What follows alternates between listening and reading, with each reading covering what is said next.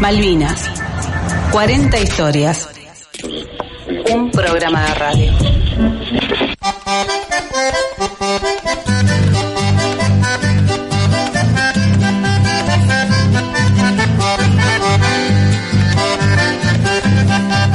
Y así arrancamos el programa número 36 de Malvinas 40 historias, donde sea que estén escuchando, en Ushuaia, por ejemplo, en Río Grande, en Resistencia Chaco, en Posadas Misiones, en Pocito San Juan, donde está Radio Lechuza, donde sea, si es por Spotify, si es por alguna de las emisoras del Foro Argentino de Radios Comunitarias, sepan que seguimos este martes y hasta los 40 programas, porque justamente son 40 años y serán 40 historias.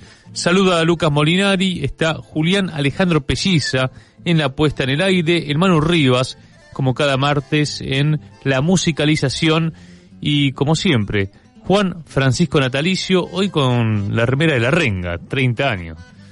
Así es, ¿cómo estás, Lucas? Hola a todos y todas. Y además una remera especial. Recuerdo a un compañero que lamentablemente falleció, a Walter, que era justamente del club donde tocó por primera vez La Renga, y se hizo un homenaje allí. Así que como estuve presente, y Walter era un gran compañero, un gran militante, me terminó regalando su remera puesta. Así que además... A ver, Club Larrazábal, uno de los clásicos de Mataderos, que es justamente el barrio de La Renga, ¿no? Exactamente, así que, y también, mirá, me hiciste mención a la remera, y cada vez que me la pongo recuerdo a ese gran compañero, gran persona que era Walter, un gran militante, que bueno, lamentablemente no está más físicamente entre nosotros. Se pueden comunicar con Radiográfica al 11 50 12 35 89. La repercusión de este programa, que hemos arrancado un 8 de marzo y que va a terminar un 13 de diciembre, es interesante. Hemos logrado malvinizar, imprimir en el aire de las radios comunitarias de Farco este espíritu de repensar qué ocurrió en el año 82 y sobre todo valorando, poniendo en jerarquía a la palabra de quienes pusieron todo por la patria. Desde la resistencia del Gaucho Rivero a los héroes del 82. La causa Malvinas en el corazón de nuestro pueblo.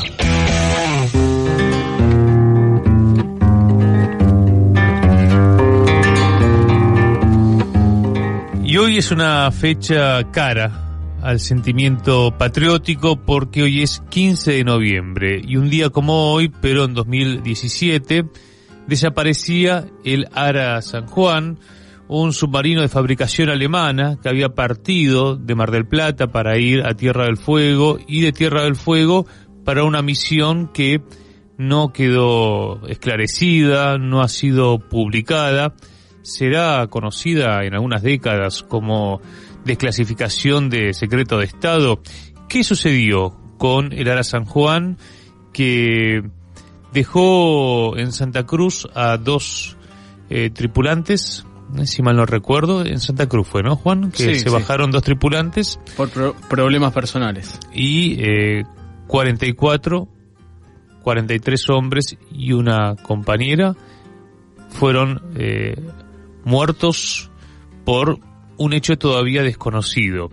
Implosionó por desperfectos técnicos, fue víctima de un ataque extranjero. Algo que me decía un querido malvinero de Resistencia Patriótica, el querido Tony, que falleció justamente en la pandemia, me decía: Lucas, la hipótesis de qué es lo que pasó con el Ara San Juan tiene que tener como punto de partida que es un mar colonizado. Si desconocemos lo que ocurre en el mar argentino, estamos pifiándole a la interpretación. Bueno, hubo una comisión bicameral, se investigó, pero no hay justicia.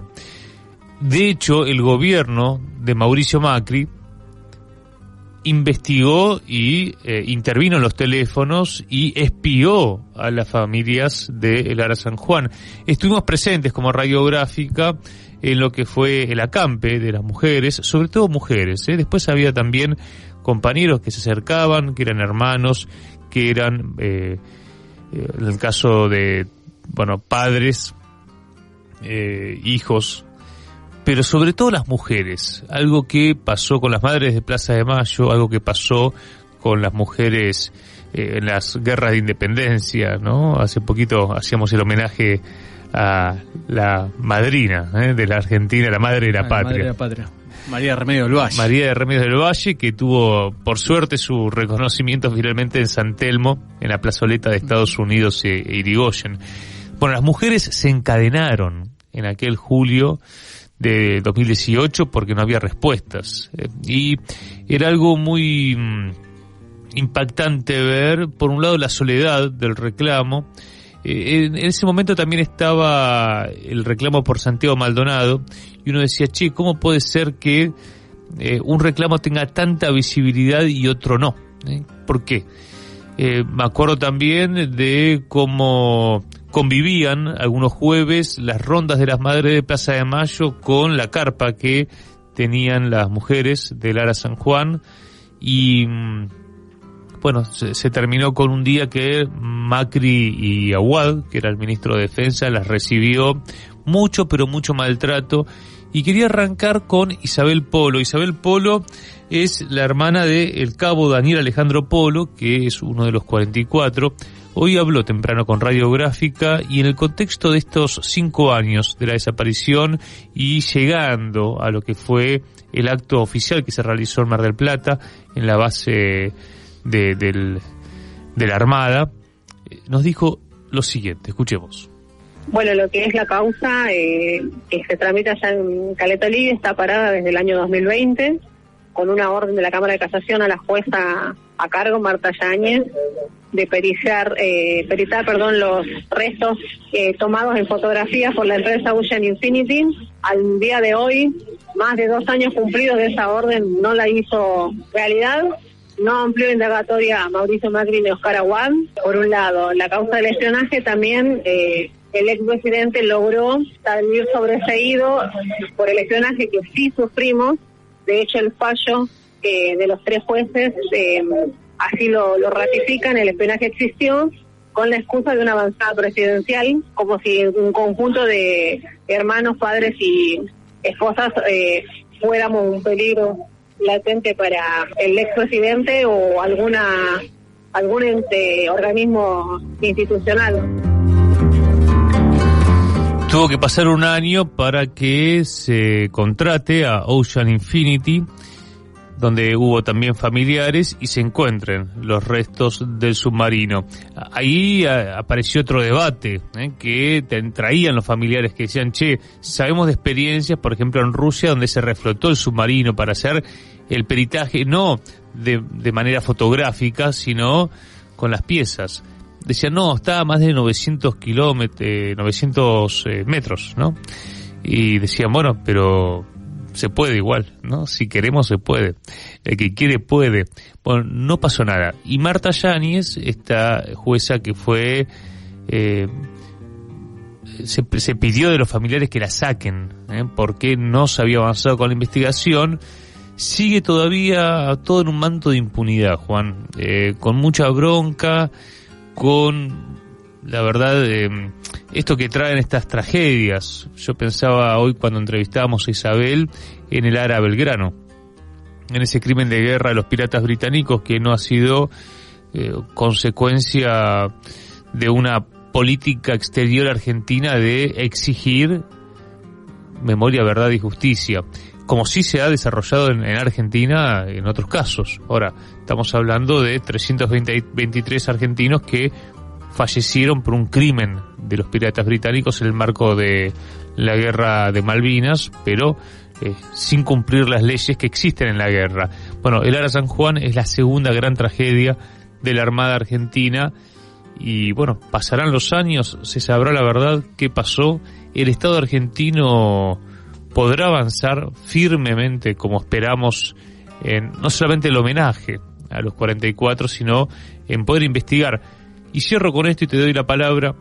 Algo que nos pasaba a muchos que nos acercábamos en aquel 2018, un invierno muy crudo, donde las mujeres, sobre todo mujeres, y lo remarco una y otra vez, estaban encadenadas en Plaza de Mayo haciendo acampe para que se los busque, porque se los había dejado de buscar.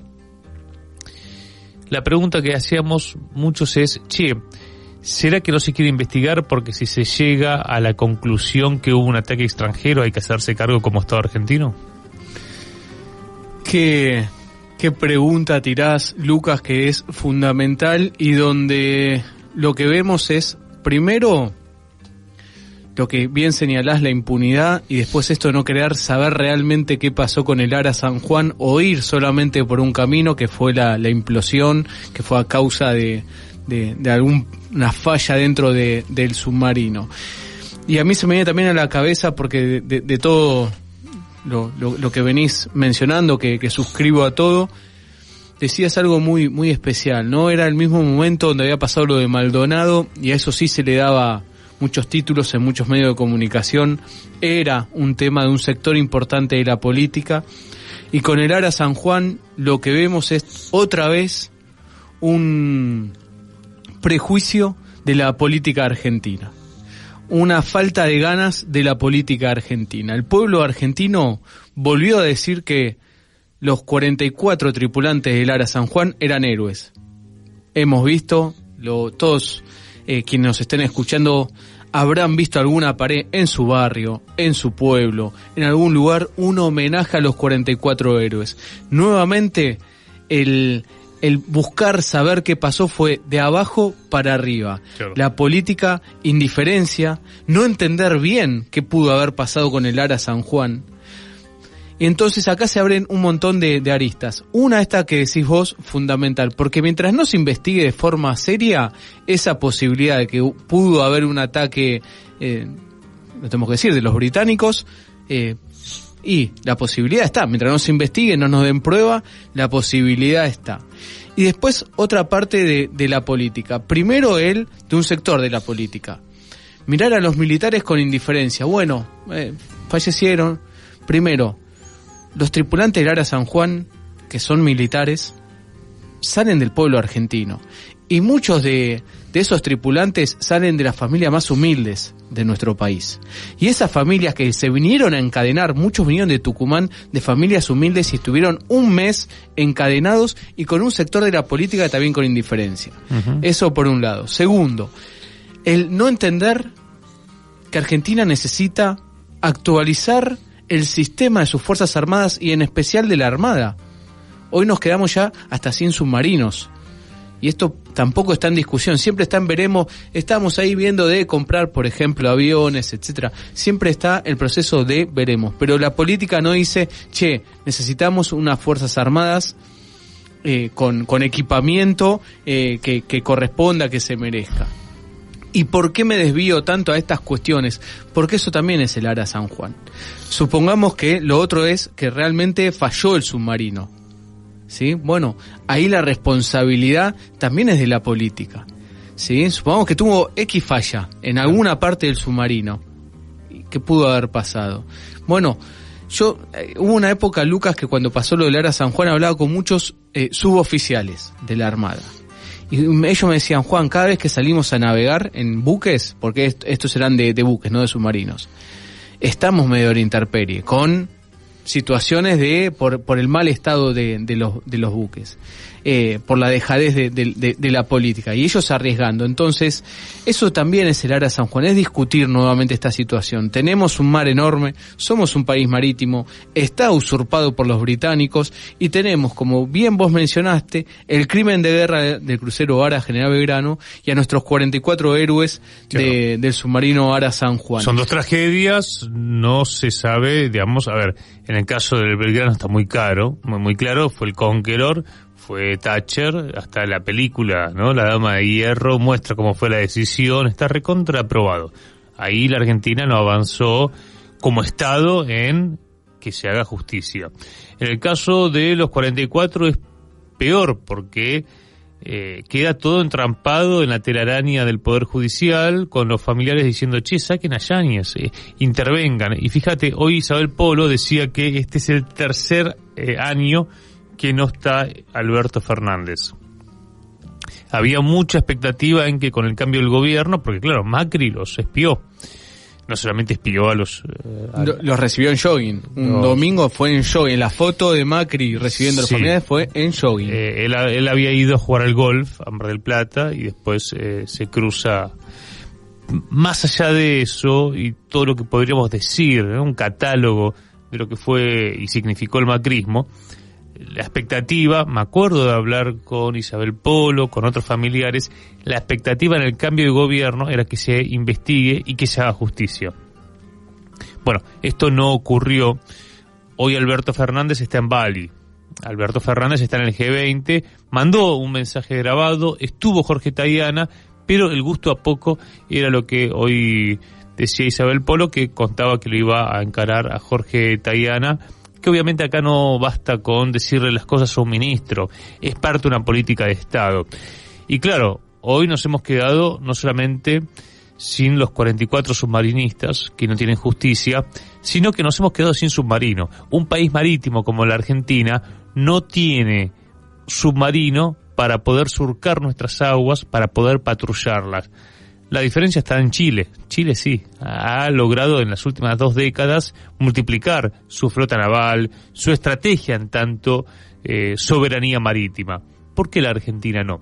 ¿Será porque en las escuelas y en muchos mapas oficiales se sigue marcando como el centro de la Argentina la Pampa, cuando en realidad el centro de la Argentina es Tierra del Fuego? ¿Será porque hay una colonización donde dicen todavía esto de Sarmiento, ¿no? El problema de la Argentina es la extensión. Hay mucha soncera que hay que desandar, y bueno, quizá acá el aporte es pensar la patria, y sobre todo a través de la memoria. Hoy no hablar del Ara San Juan sería un problema para la comunicación popular. Hoy está en los portales de todos los medios de comunicación, de hecho en algunos están las imágenes de Ocean Infinity, donde se ve el fondo. Algunas. Sí, algunas imágenes, porque no todas. Claro, no se han publicado todos. Lo último, quiero agregar algo sobre este buque que encontró el submarino, que también hay cosas raras de ese buque que encontró el submarino. Fue a dique seco en Sudáfrica. Y lo encontró en el último día, es decir, primero rastreó toda la plataforma continental argentina. Y eligieron el día como que se cumplió un año justamente. Y fue el último día donde inclusive se había dicho que probablemente el Ara San Juan esté por esa zona. Claro. ¿Por qué agregó esto? Porque estamos hablando de una de las plataformas más ricas del mundo, y estamos hablando donde hoy se está con media sanción una ley, un proyecto de ley, donde se declare justamente toda esa zona donde Argentina le dé protección. Es decir, con todo lo que rastreó ese buque, ¿qué habrá pasado? La ley de agujero negro. Exactamente. Bueno, ahora lo que se está trabajando es el concepto de la minería. La minería en el mar.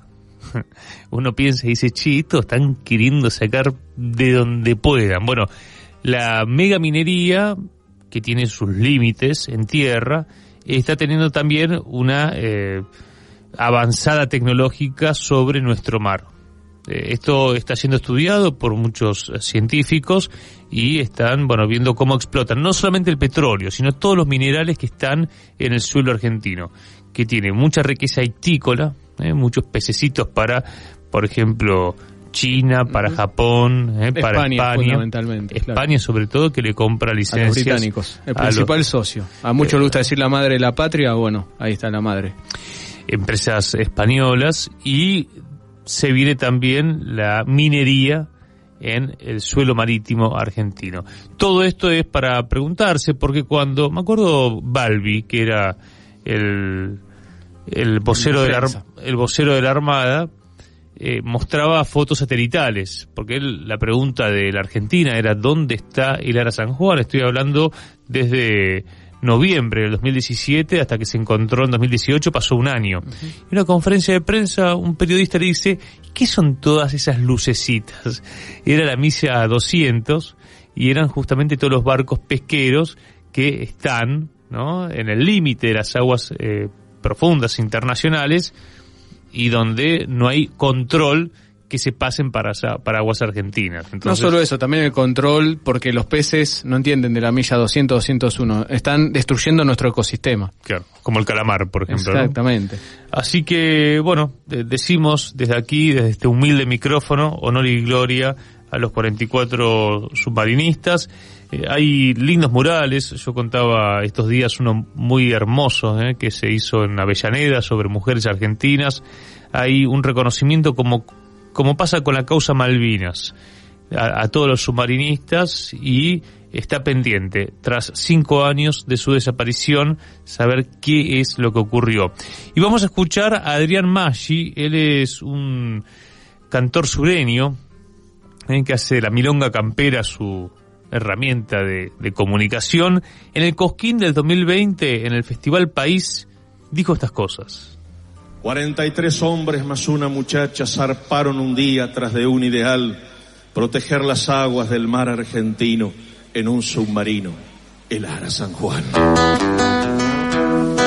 Partieron de Ushuaia hacia Mar del Plata. Todo iba tranquilo, porque iba a cambiar, y es ahí que sucede lo que nadie espera.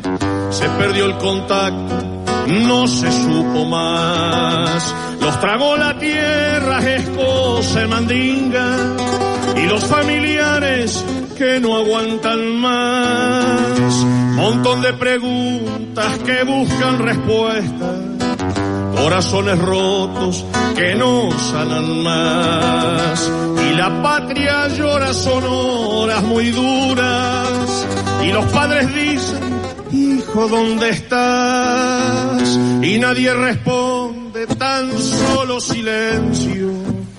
Terrible desgracia, ¿qué iba a imaginar? Alejandra espera muy emocionada. Su vestido de novia se ha ido a probar, porque cuando vuelvan allá por diciembre, con Luisito el novio se van a casar. Se enturbian las aguas del mar argentino, porque no se sabe muy bien la verdad. Si fue negligencia, tal vez un bombazo, o las baterías que no dieron más. 1 año y 2 días sin tener noticias, y todos decían: por Dios, ¿dónde está?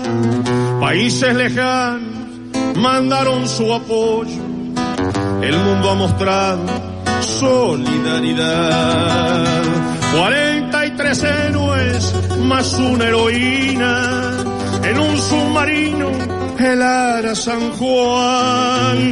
Custodian las aguas y el pueblo argentino los ha bautizado guardianes del mar.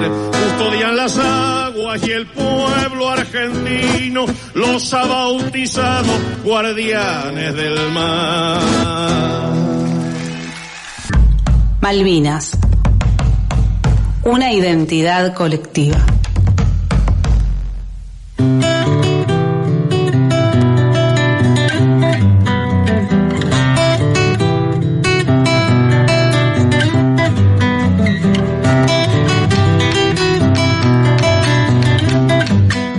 Y tenemos el gustazo en este programa de Malvinas 40 Historias de saludar a Gustavo Osvaldo Pedemonte.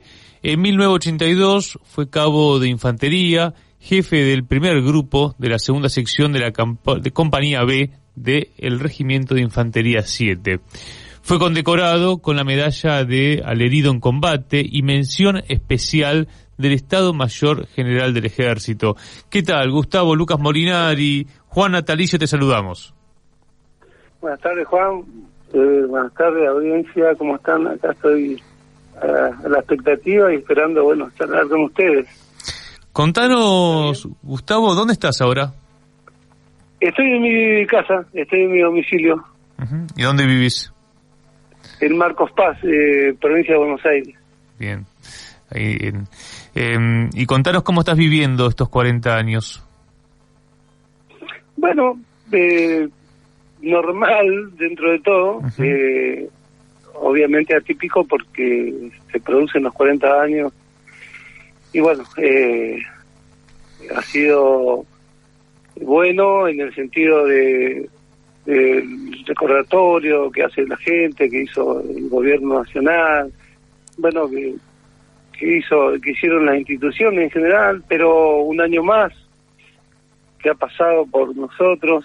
Nosotros vivimos con el permanente recuerdo todos los días, así que lo que hemos logrado es, meter un poco más dentro de la sociedad el recuerdo y además que también se han producido cosas muy buenas que tienen que ver con que la gente ha aprendido un poquito más, ¿no?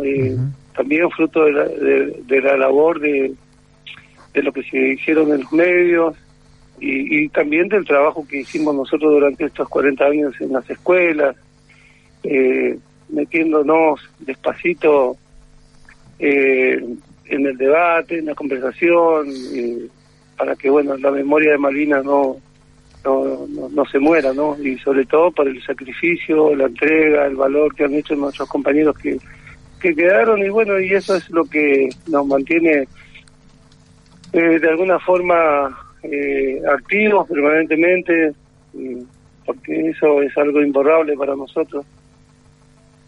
Gustavo, hay una... Hablo en general, pero la verdad que la mayoría de las respuestas que doy normalmente voy a dar siempre son desde mi punto de vista, ¿no? De lo que yo siento. Siempre nos dicen que hay miles de historias de Malvinas, ¿no? Exactamente. Sí. Te decía que hay una idea que siempre charlamos y reflexionamos en estos programas, que es esto de la desmalvinización, ¿no? Que inició después de la guerra, que había, un intelectual francés, Alain Rouquier, que decía que si no se desmalvinizaba la Argentina no podía haber democracia, pero a la vez también lo que analizamos es que hay un proceso de malvinización que partió sobre todo de la resistencia de ustedes como veteranos de guerra. ¿Vos lo ves así? Sí, en realidad no solamente de los veteranos, sino también de muchísima gente. Cuando digo mucho, digo muchísima gente, entre las que les cuento a ustedes, que están en los medios, que se han interesado, que se han preocupado. Yo creo que la desmalvinización que propuso este francés estaba dicha en otro contexto, como es, no tenía que ver tanto con el ocultamiento que hicieron hacia los veteranos, que hicieron hacia las historias que se produjeron en Malvinas, sino a una cuestión más del lado político, ¿no? Obviamente que eso fue desfavorable para nosotros, porque a partir de ese pensamiento también las fuerzas de la Armada internamente creo que también tomaron esa iniciativa de desmalvinizar la fuerza, ¿no? Y se produjo entonces el abandono hacia los veteranos, hacia sus miembros de la Fuerza Armada, en la que yo en ese momento obviamente formaba parte, y fuimos dañados, fuimos como subestimados, fuimos ocultados durante mucho tiempo. La labor de mucha gente que se propuso hacer un cambio en ese sentido, y se empezó a charlar con la gente, con los medios, con las escuelas, con las maestras, que fueron las que nos abrieron las puertas para que relatemos nuestra experiencia a los chicos. Hizo que fueran cambiando un poco las cosas. Esos chicos en ese momento, hace 40 años atrás, tenían 5 años, hoy tienen 30, 35, ¿no? Entonces abrieron sus cabezas, abrieron sus mentes, empezaron a investigar, y lo hicimos todos juntos, ¿no? Porque como es en muchos de nosotros en el 82, si bien sabíamos de las Malvinas y que fueron usurpadas, no conocíamos mucho de la historia, ¿no? Y de la importancia geopolítica y un montón de otras cosas que tienen que ver con el por qué amamos tanto esas islas. Y no es lo mismo lo que piensa uno que ha tenido una formación o ha tenido la posibilidad de conocer muchos lugares del país,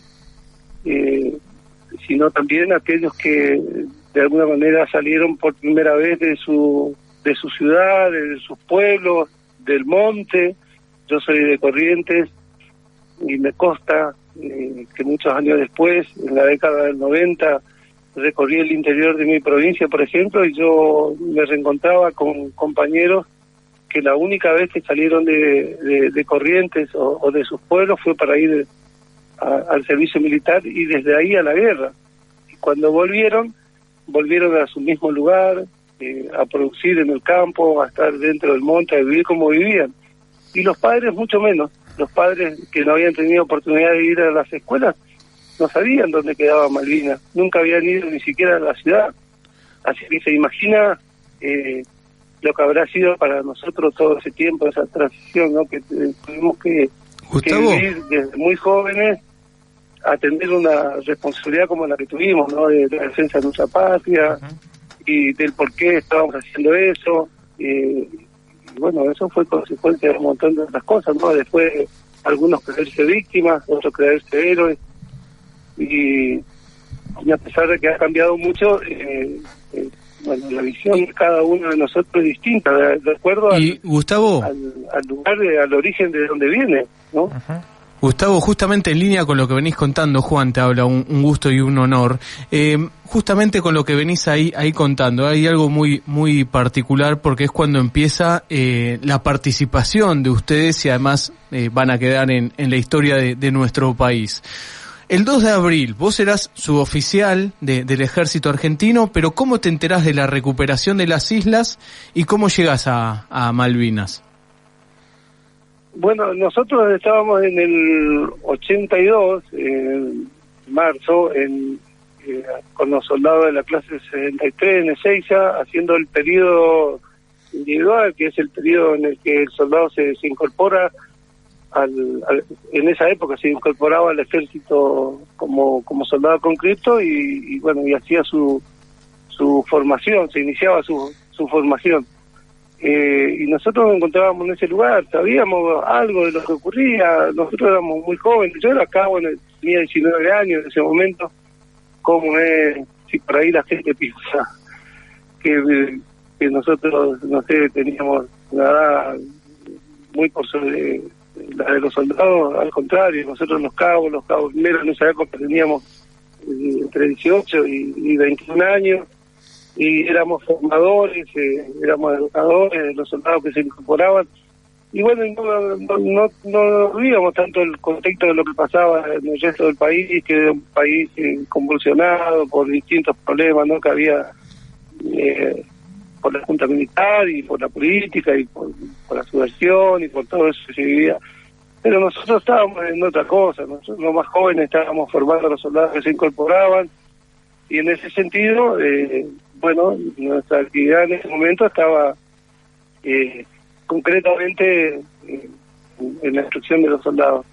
Y estando ahí en Ezeiza, fue cuando la mañana del 2 de abril nos reúnen a todos los que estábamos en el componente, que era de la 10ª brigada de la ciudad de La Plata, y bueno, no sé si era el comunicado número 1 o 2, donde se informa a través de los medios que la Argentina había recuperado las Islas Malvinas a través de una operación de comandos y bueno, de vuelta a la recuperación de la soberanía de Malvinas. Y bueno, fue una algarabía para el que más o menos entendía, para el que entendía mucho más.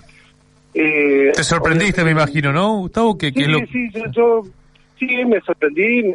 Yo trato de recordar, porque pasaron 40 años, pero lo que yo recuerdo era que era de festejo, el que no podía entender claramente lo que pasaba, uno u otro se encargaba de transmitirle cómo es lo que estaba sucediendo, y había mucha gente que ignoraba, obviamente, ese tipo de acción que se había producido tan lejano, ¿no? En un lugar tan inhóspito y bueno, que significaba mucho para el país, para la Argentina, la recuperación de unas islas que fueron usurpadas hace muchos años en ese momento, ¿no? y bueno, tratábamos de entender, de apreciar lo que sucedía, y bueno, después se precipitó todo. Pocos días después, 9 días, 10 días después estábamos en Malvinas. Claro, vos ya llegaste a mitad de abril, ¿no? Llegamos exactamente el día 12 de abril. 12 de abril.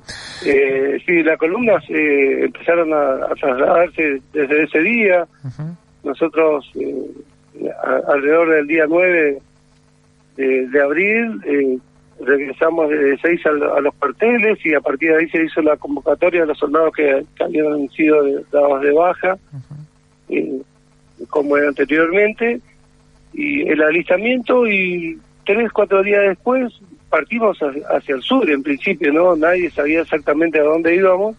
Se hablaba mucho de la posibilidad de ir a Malvinas, hasta que finalmente llegaron el 12 de abril. Algunas columnas exactamente fueron el día 12, llegaron el día 12, otros llegaron el día 13, y así, depende el lugar en el que formaba parte, ¿no? Los que estaban con los armamentos pesados y tuvieron que ir en algunos buques, fueron algunos buques con las municiones, con... Gustavo, déjame preguntarte, porque, bueno, decíamos en tu presentación que vos tenés 2 condecoraciones, herido en combate y una mención especial. Contanos de esas medallas que llevas con vos. Bueno, la condecoración de herido en combate me la entregan en el año 84. Yo para entonces tampoco sabía muy bien cómo es, no porque se produce, sino porque no sabía que existían ese tipo de condecoraciones. Otros compañeros habían recibido antes que yo la medalla de valor en combate o algún tipo de otro reconocimiento. Yo, bueno, mi posición de defensa con la compañía B fue en Monte London, lugar súper conocido en el mundo, diría hoy, como es por los historiadores, por muchísima gente que investiga, que fue uno de los lugares donde se produjo la batalla más cruenta, no solamente del lado argentino, sino del lado inglés, en la defensa final de Puerto Argentino. La noche del 11 al 12 de junio entramos en combate, como es, nosotros, bueno, nos enfrentamos a un regimiento, a un batallón de paracaidistas, frente a mi posición, desde las 20 horas aproximadamente del 11 de junio, patrullas inglesas intentaban subir hacia la cima del Monte London, o sea, y nosotros abrimos fuego con mi grupo de tiradores, el primer grupo de tiradores de la compañía B, de la segunda sección de la compañía B. Nosotros, de una forma casual, estábamos al pie de una ametralladora 12,7 de la Infantería Marina que se había instalado en el lugar. No teníamos que proteger a esa ametralladora, nuestra posición había sido ese lugar desde el inicio. La ametralladora se instaló después, pero bueno, eso fue consecuencia de que esa ametralladora destacada ahí, había fuego sobre la tropa. Es una ametralladora 12,7 antiaérea, pero finalmente abrió fuego sobre tropa, a ellos le estaba causando muchas bajas, y así que las tropas inglesas intentaban derribar a esa ametralladora, y bueno, tenían que pasar primero por mi posición, así que nos enfrentamos a varias patrullas en ese lugar durante la noche. La verdad que fue terrible. Hemos tenido algunos testimonios de esas horas en Monte London, y donde hay quienes contaron que hubo momentos de un combate cuerpo a cuerpo. Sí, se diría que combate cuerpo a cuerpo en algunos lugares. Nosotros, la verdad, no podíamos apreciar a 30, 40, 50 metros desde el lugar donde estábamos, aparte también por la formación rocosa y bueno, el terreno en el que teníamos la defensa, lo que ocurría en otros lugares. Sabíamos que los ingleses estaban avanzando, iniciamos el fuego, yo di orden a mis soldados, y en nuestro sector, bueno, tuvimos de nuestro lado, yo tuve 6 soldados que cayeron muertos, 3 dentro de mi posición, la misma granada que que le mató a ellos me hirió a mí. Pasé un momento terrible ahí tratando de socorrerlo, de asistirlo, y bueno, al mismo instante que los ingleses intentaban seguir, no intentaban, seguían abriendo fuego sobre nosotros, o sea que fue un momento difícil. Un momento antes, a una patrulla que habíamos abierto fuego y quedaron en el terreno gritando, porque bueno, seguramente algunos le habíamos producido heridas y eso. Un soldado inglés se desprende y aparece frente a nuestro pozo, parado ahí a tan solo 30 centímetros, 1 metro de nuestra posición, y bueno, y se para. Nosotros quedamos muy sorprendidos dentro del pozo, pero bueno, fue un segundo, le abrimos fuego, cayó, y bueno, yo intentaba quedarme con algo del equipo, y mis soldados me tomaban del cinturón y me metían para adentro. Todo eso mientras que se producían los bombardeos navales, artillería, la artillería nuestros morteros, donde había mucho humo, olor a quemado, bueno, todo eso se producía en ese momento que vivimos ahí. Seguíamos disparando y a la vez le disparábamos a este inglés que quedó tendido ahí por la duda que no se levante, porque formaba parte de la locura que teníamos en ese momento, cargado de adrenalina. Bueno, finalmente, a través de una investigación que se hizo durante todos estos años, pasaron ese sargento, era el sargento Ian Mackay, que fue condecorado con la Cruz Victory por los ingleses, porque ellos consideran que el mismo que tiró la granada dentro de nuestra posición fue él. La verdad que no fue así. Esos fueron dos momentos totalmente distintos. Una en el que él aparece ahí perdido y una hora después a nosotros nos arrojan la granada dentro del pozo. Para los ingleses él es el que pone fuera de combate nuestra posición. Gustavo, todo lo que estás contando de ese cruento momento de Monte London, quiero preguntarte si vos volviste a Malvinas después de la guerra y pudiste ver eso. Sí, volví en el 2019, sí, en diciembre del 2019, recorrí mi posición, fui, me senté dentro de mi pozo en el que yo estaba, encontré algunas vainas servidas en ese agujero en el que permanecí 62 días. Como es, y que está hoy tapado por la vegetación que creció, no es el mismo lugar, obviamente. ¿Y qué te significó el viaje a vos? Y me significó mucha paz. Por un lado, el reencuentro obviamente con un pasado a veces, para no herir, no quiero utilizar la palabra maravilloso, pero la verdad que la experiencia, para mí, yo la volvería a vivir tal cual lo viví, como es, a pesar de todas las circunstancias, ¿no? Obviamente lo único que me pesa, lo que me pesa cada día es la muerte de mis soldados. Yo cada vez que lo recuerdo a ellos, lo recuerdo con la cara de adolescente, ¿no? 18, 19 años, no puedo verlo a ellos como me veo yo hoy en el espejo, ¿no? Un tipo ya de 60 años. Y bueno, cuando yo tuve mi hijo de esa edad, yo podía ver en la cara de él, de mi hijo, a esos chicos que al lado mío murieron porque me siguieron, porque permanecieron al lado mío, murieron en pleno combate. Entonces yo cada día trato de recordar eso, ese momento de Gustavo, ser orgulloso de esa circunstancia que nosotros vivimos históricamente, ¿no? Porque yo creo que somos la consecuencia de la historia de nuestro país, por la lucha de la independencia, por la lucha de nuestra libertad, que todavía no la hemos conseguido totalmente, pero bueno, como eso es parte de la vida. Gustavo, recién mencionabas la edad, y vos en un momento dijiste, bueno, yo cuando fue la recuperación de Malvinas tenía 19 años, pero vos cumplís años el 20 de mayo, es decir, cumpliste años ahí en Malvinas. ¿Cómo fue ese día de cumpleaños, sí, bueno, 20 tuyo? Ni yo recordaba, ¿no? Estábamos con preocupaciones por ese momento, casi ya después del 1 de mayo, recordar que empezaron los ataques primero aéreos al aeropuerto de Puerto Argentino, los ataques aéreos a nuestras posiciones, también la artillería naval de los ingleses empezó a abrir fuego sobre nuestras posiciones casi todos los días.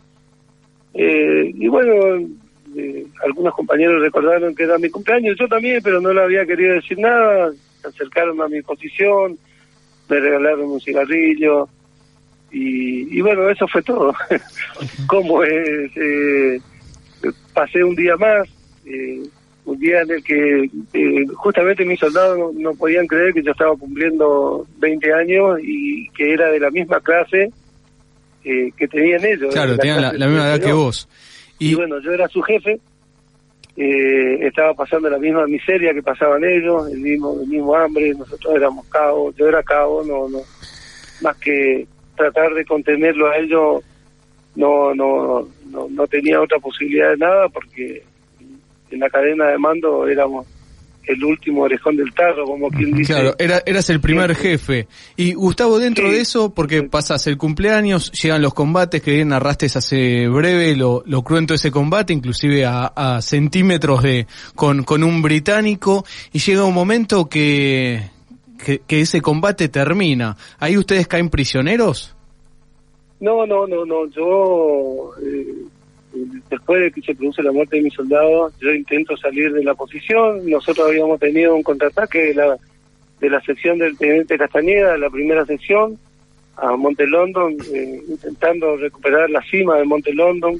Una patrulla, también un grupo donde venía a cargo el cabo Mamaní, con el soldado Luzardo, llegan hasta mi posición, como en el medio de ese infierno que estábamos viviendo. Intentamos hacer algo con mis soldados, no pudimos hacerlo.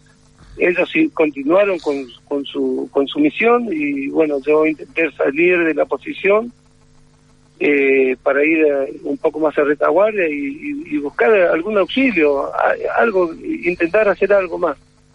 Y bueno, llego hasta la posición que yo te decía anteriormente, de la 12,7, que estaba arriba, y ahí estaba el soldado Maciel, Jorge, oriundo de San Andrés de Giles, que también después muere ahí a unos pocos metros de mi lugar donde nos encontrábamos.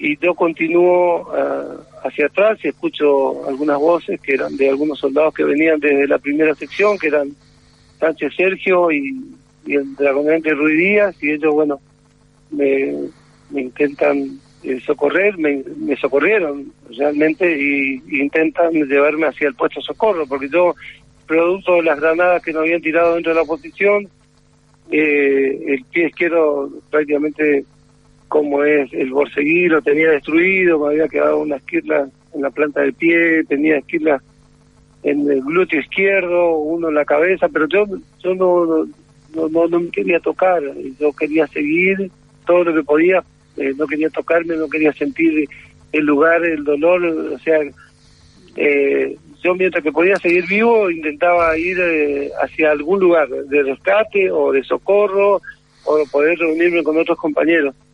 Así que llegué hasta el puesto de socorro. Ahí se ordenó otro pequeño contraataque que el jefe de la compañía le dio al teniente Quiroga de ingenieros.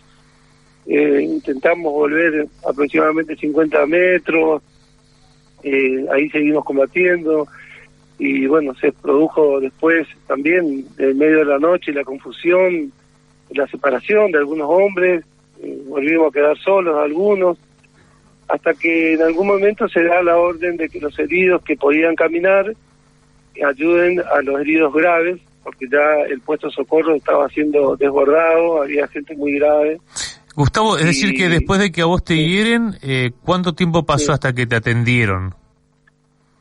No, esa noche a mí no me atienden hasta la madrugada que me evacúan hacia el hospital de Puerto Argentino. Yo desde Monte London camino con los heridos, los kilómetros hacia Modi Brook, alrededor de 5 o 6 kilómetros, exactamente hasta ese cuartel, donde había incluso otras tropas que en ese momento estaban como recibiendo bombardeo, y bueno, y ahí me evacúan junto a los otros heridos hasta el hospital de Puerto Argentino el día 12 por la madrugada. Digo por la madrugada, todavía era de noche, pero habrá sido las 8:30, 9 de la mañana, porque ahí amanecía tipo 9:30, 10. En realidad habrá sido esa hora más o menos. Y bueno, lo primero que pasó en el hospital fue que a mí me veían dentro de todo bien. Yo no tenía heridas graves, me hicieron un pequeño...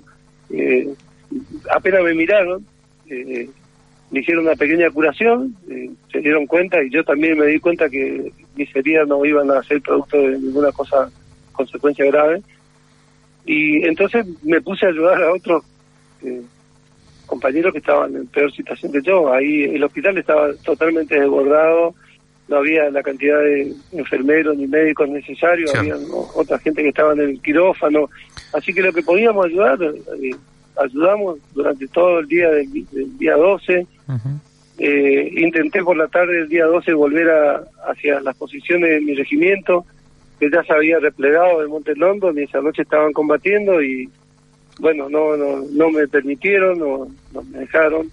Era más útil estando en el hospital ayudando, porque la verdad que era necesario, dando los auxilios que podía dar a la gente que llegaba herida de los cerros. Y el día 13 de junio por la tarde-noche, no recuerdo exactamente la orden, entra el último Hércules a Malvinas. El último Hércules que entró a Malvinas, y ordenan la evacuación del hospital de todos los heridos hacia el aeropuerto para trasladarlos al continente. Eso también fue una odisea ahí, subir a los camiones, a los heridos graves, hacer un recorrido desde Puerto Argentino hasta al aeropuerto. En ese momento eran alrededor también de 8 kilómetros. Un pavimento congelado, donde los camiones tenían dificultad para trasladarse, en pleno bombardeo.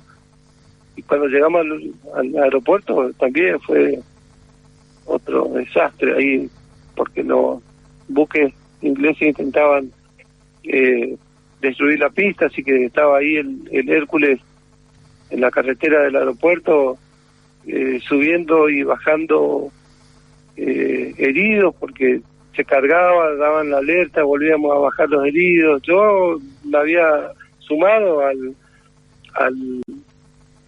la columna que cargó a los heridos y que tenían que ayudar, porque no había otra forma de evacuarnos, faltaba gente.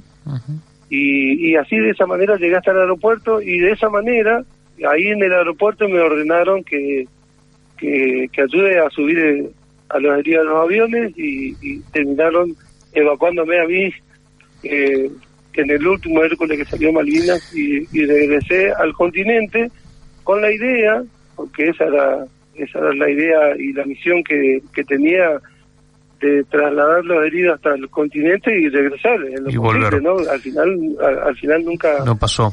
Gustavo, ¿sabes qué? En la previa me decía Juan Natalicio, me decía, nos vamos a quedar cortos de tiempo, y así fue, porque ya tenemos que cerrar.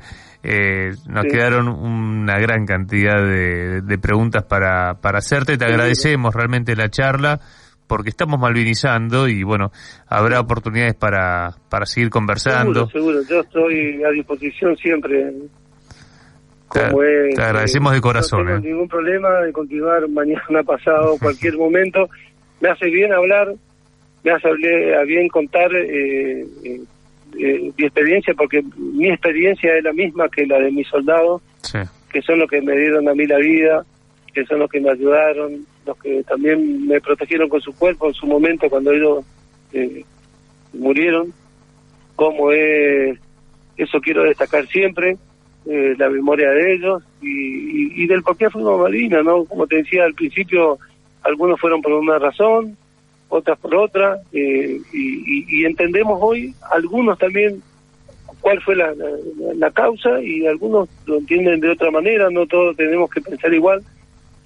Ojalá que así fuera. Por eso este programa, Gustavo, para que cada uno cuente en primera persona. Te mandamos un fuerte abrazo desde Radiográfica y esperemos poder conocernos personalmente, compañero. Gracias. Bueno, gracias. Estoy a disposición. Adiós. Abrazo. Pasó Gustavo Ovaldo Pedemonte, en el 82, cabo de infantería, jefe del primer grupo de la segunda sección de la compañía B del Regimiento de Infantería 7, condecorado con 2 medallas, herido el combate y mención especial por el Estado Mayor General del Ejército.